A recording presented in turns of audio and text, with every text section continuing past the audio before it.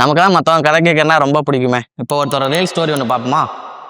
இந்த பர்சன் நம்ம Thanjavur advance grow hair and grow skin கிளினிக்கு கன்சல்டேஷனுக்காக வந்திருந்தாங்க. நம்ம அவரோட கண்டிஷன்லாம் செக் பண்ணி பார்த்துட்டு நம்ம அவர்கிட்ட கேட்ட ஃபஸ்ட்டு கொஸ்டின், இந்த ப்ராப்ளம் உங்களுக்கு எவ்வளோ நாளாக இருக்குது? அதுக்கு அவர் சொன்ன ஆன்சர் 6 மந்த்தாக இருக்குது. 6 மந்த்தாவா?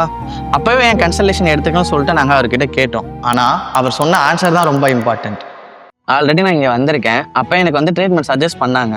ஆனால் எடுக்கிறது கொஞ்சம் ஹெசிடேஷனாக இருந்துச்சு. ஸோ அதனால் நான் இக்னோர் பண்ணிட்டேன்னு சொன்னார். 6 மந்த்துக்கு அப்புறமா இப்போ அவர் ப்ராப்ளம் சிவியரானதுக்கு பிறகு வந்திருக்காரு. ஆனால் அப்போ சஜஸ்ட் பண்ண சேம் லெவல் ட்ரீட்மெண்ட் மட்டும் போதும்னு சொல்ல முடியல. ஏன்னா ஹேர் கண்டிஷன் ப்ரோக்ரஸ் ஆகியிருக்கிறதுனால அட்வான்ஸ் லெவல் ட்ரீட்மெண்ட் கன்சிடர் பண்ண வேண்டிய சுச்சுவேஷன் வந்திருக்கு.